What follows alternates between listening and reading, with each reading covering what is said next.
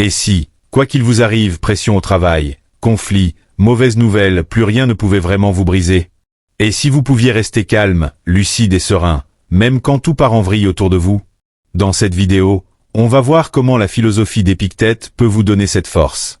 Comment rester paisible dans le chaos? Comment ne plus être l'esclave de vos émotions? Comment appliquer concrètement le stoïcisme chaque jour? Nous allons parcourir 10 principes stoïciens, du plus simple au plus puissant, avec des exemples concrets et des exercices pratiques pour que vous puissiez les utiliser dès aujourd'hui. Si ce voyage vers une paix intérieure inébranlable vous parle, abonnez-vous à Stoic Journal et restez jusqu'à la fin. Chaque principe prépare le suivant. Passons au premier.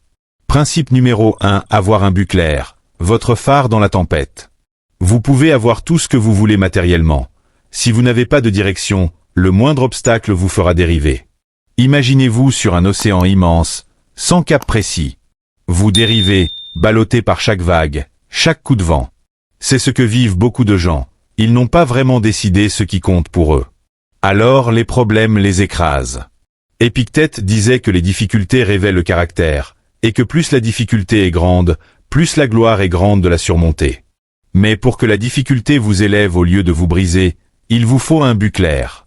Un but précis, ce n'est pas seulement réussir ma carrière ou gagner plus d'argent. C'est répondre à des questions comme « Quelles valeurs sont non négociables pour moi?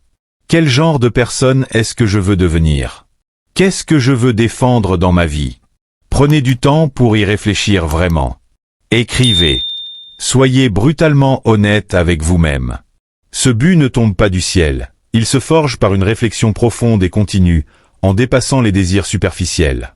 Une fois trouvé, traitez-le comme un trésor. Écrivez-le clairement. Relisez-le chaque matin. Chaque jour, faites au moins une petite action qui l'honorait. Votre but devient alors un phare dans la nuit. Quand les tempêtes arrivent, il vous guide, il vous ancre, et transforme les montagnes en simples marches d'escalier. Voilà le premier principe stoïcien. Avoir un but clair, enraciné dans vos valeurs, qui devient votre ancre au milieu du chaos. Et justement, pour que ce but survive à la confusion du quotidien, il faut apprendre à protéger l'endroit le plus précieux que vous possédez, votre esprit. Principe numéro 2, protéger son esprit, faire de sa tête un sanctuaire. Vous pouvez avoir le meilleur des objectifs. Si votre esprit est envahi par le bruit, les opinions toxiques et les distractions, vous abandonnerez avant même d'avoir commencé. Imaginez un boulanger qui se lève chaque matin pour perfectionner son art. Il reçoit des critiques injustes, parfois des compliments exagérés. Pourtant, il n'est pas obsédé ni par l'un ni par l'autre. Il se concentre sur une seule chose, améliorer son pain, jour après jour. C'est ça, protéger son esprit.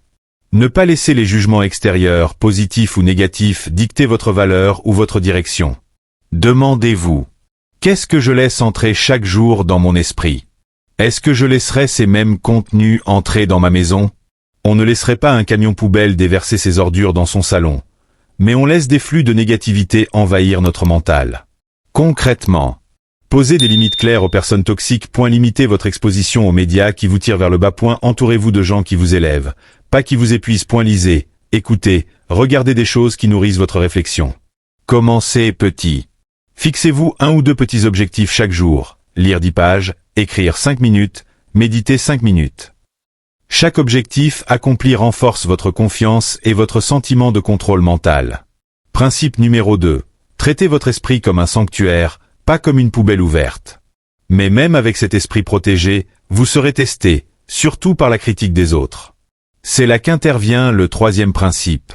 Principe numéro 3. Gérer la critique sans se détruire. La prochaine fois que quelqu'un vous démolit par ses paroles, vous pouvez en sortir plus fort, ou totalement brisé. Épictète nous rappelle, nous ne contrôlons ni les opinions ni les actions des autres, mais seulement notre réaction. Dans un monde où chacun a une voix, vous serez forcément critiqué, mal compris, jugé. La clé, c'est d'abord de bien vous connaître. Quand vous savez pourquoi vous agissez, quelles sont vos intentions, beaucoup de critiques perdent automatiquement leur pouvoir. Face à une critique, faites une pause. Ne répondez pas à chaud. Respirez. Demandez-vous, est-ce qu'il y a une part de vrai? Même dans une critique dure ou maladroite, il peut y avoir un élément utile. Filtrez. Gardez ce qui peut vous faire grandir, rejetez ce qui ne vous appartient pas. Rappelez-vous aussi que beaucoup de critiques parlent davantage de celui qui critique que de vous. Ses insécurités, ses frustrations, ses malentendus. La patience et la douceur sont des armes stoïciennes. Répondre calmement, parfois poser une question, qu'est-ce qui te fait dire ça? Ouvre la porte au dialogue au lieu de la fermer par la défense. Principe numéro 3. Utilisez chaque critique comme un filtre, gardez l'or, laissez passer la boue. Mais il existe quelque chose de plus douloureux que la critique. L'offense directe, l'insulte, la trahison. Comment rester inébranlable même là? C'est le principe suivant. Principe numéro 4. Transformez les offenses en entraînement pour votre caractère. Imaginez qu'aucune insulte ne puisse plus vraiment vous détruire intérieurement.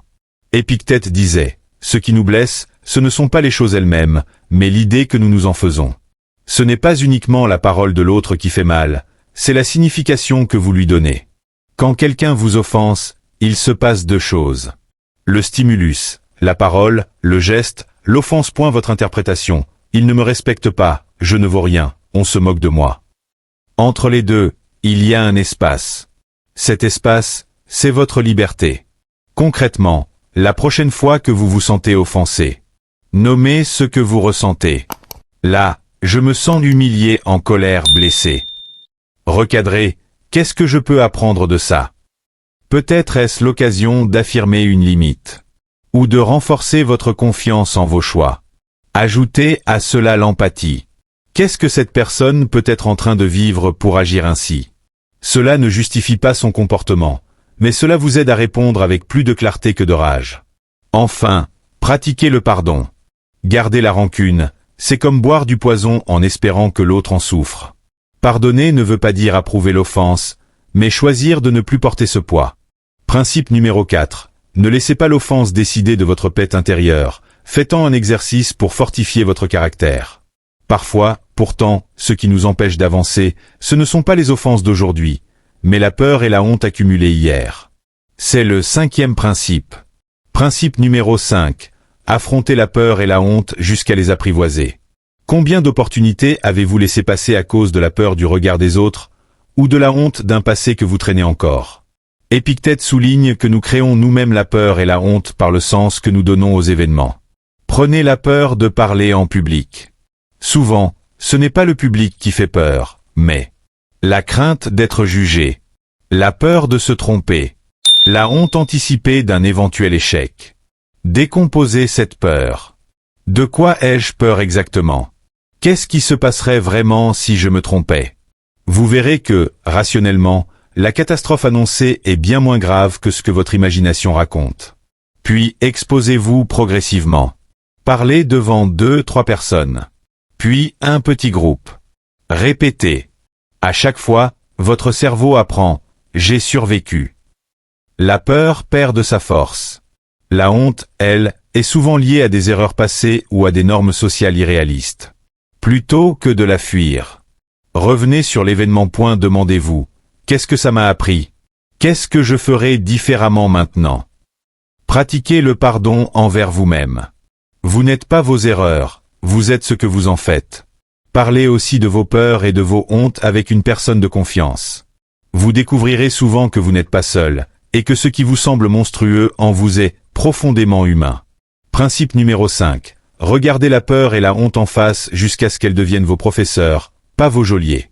Pour aller plus loin, les stoïciens n'attendaient pas que les problèmes arrivent, ils les anticipaient. C'est le 6e principe. Principe numéro 6. Anticiper les obstacles, la préméditation des mots. Et si, avant que la journée ne commence, vous étiez déjà mentalement prêt pour ces pires scénarios? Les stoïciens pratiquaient la premeditatio malorum, la préméditation des mots. L'idée n'est pas d'être pessimiste, mais de se préparer lucidement. Avant une réunion importante, par exemple, vous pouvez vous demander « Et si la technique casse? Et si on me pose une question difficile? Et si je me sens très nerveux ?» Ensuite, pour chaque possibilité, vous imaginez comment vous réagiriez calmement. Prévoir un plan B technique. Acceptez de dire « je vais vérifier » et je vous répondrai. Pratiquez avant des exercices de respiration. En faisant cet exercice, vous réduisez l'effet de surprise. Votre cerveau a déjà vu le problème, il sait qu'il a des options. Vous êtes moins pris de panique. Mais attention, il ne s'agit pas de ruminer le pire, seulement de le considérer rapidement, puis de vous rappeler vos forces, vos ressources, les personnes qui peuvent vous soutenir. Vous développez ainsi votre adaptabilité, votre patience, votre persévérance, en sachant que les obstacles font partie du chemin. Un rituel simple, chaque matin, prenez 2 minutes pour noter 3 obstacles possibles aujourd'hui.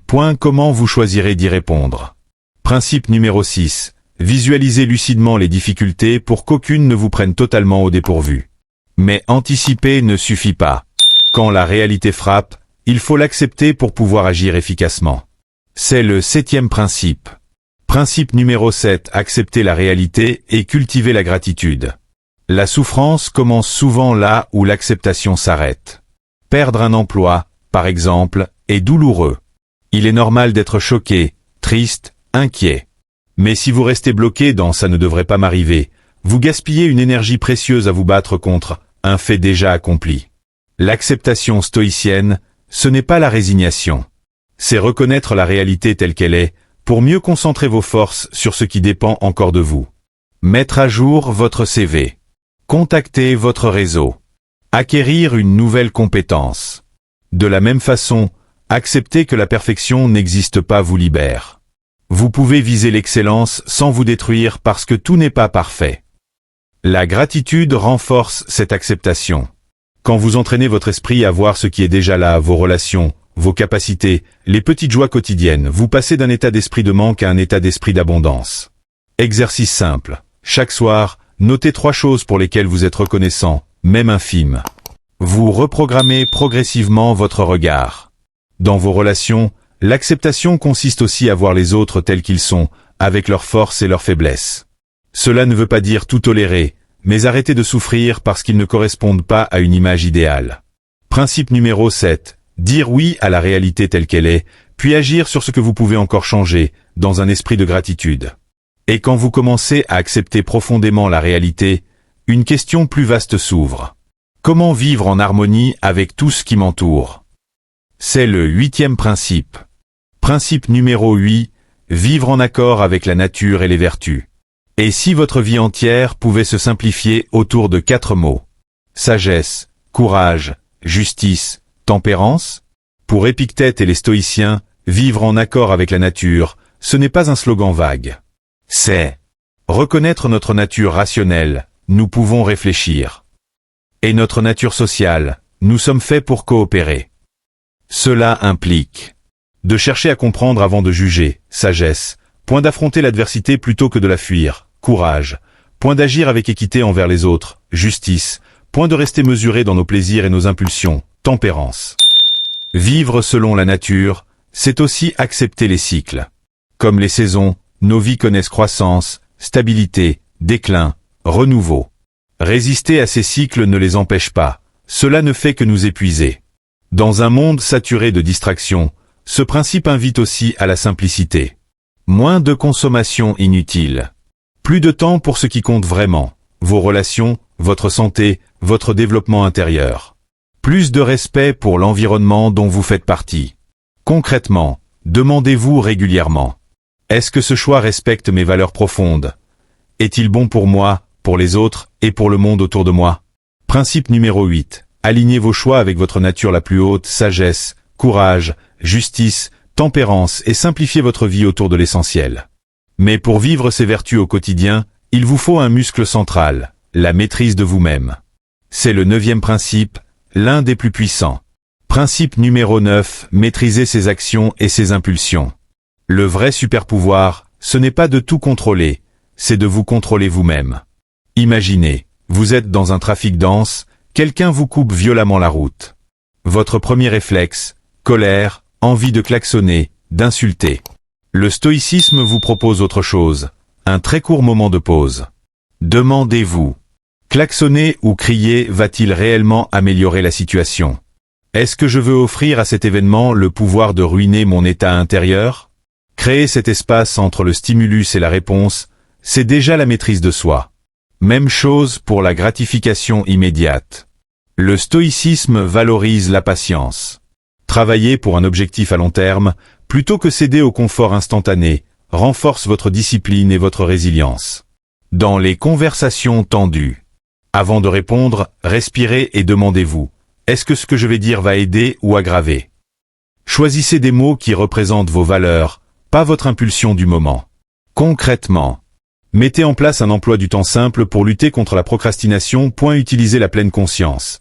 Quelques minutes par jour d'observation de votre respiration. Le soir, faites un rapide bilan. Où ai-je perdu mon calme aujourd'hui? Qu'est-ce qui a déclenché ça? Que pourrais-je faire différemment demain? Peu à peu, vous passez d'une vie subie, réactionnelle, à une vie choisie, intentionnelle. Principe numéro 9. Agir par choix réfléchi plutôt que par réflexe, même quand vos émotions crient le contraire. Tous ces principes convergent maintenant vers le cœur du stoïcisme, celui qui rend tout le reste possible. C'est notre 10e et dernier principe.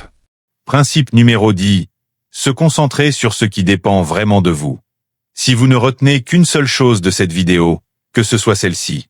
Épictète disait, « Ce n'est pas ce qui vous arrive qui compte, mais comment vous y réagissez. » Et encore, il y a des choses qui dépendent de nous, et des choses qui ne dépendent pas de nous. Tout ce que vous avez entendu jusqu'ici repose sur cette distinction. Ne dépendent pas de vous. Les opinions et réactions des autres. Le passé. Les événements extérieurs, crises, maladies, licenciements, etc. dépendent de vous. Vos pensées, vos jugements, vos paroles, vos actions maintenant. Face à une critique, un échec, une injustice réelle, vous avez toujours ce choix. Soit vous laissez l'événement dicter votre état intérieur, soit vous décidez de répondre en accord avec vos valeurs. Concrètement, quand vous êtes submergé, prenez une feuille et tracez 2 colonnes. À gauche, ce qui ne dépend pas de moi. À droite, ce qui dépend de moi. Remplissez les 2 points. Choisissez d'investir votre énergie uniquement dans la colonne de droite. Ajoutez-y le pardon, pour libérer votre cœur. La gratitude, pour voir ce qui va déjà bien. La vulnérabilité assumée, reconnaître vos peurs sans les cacher.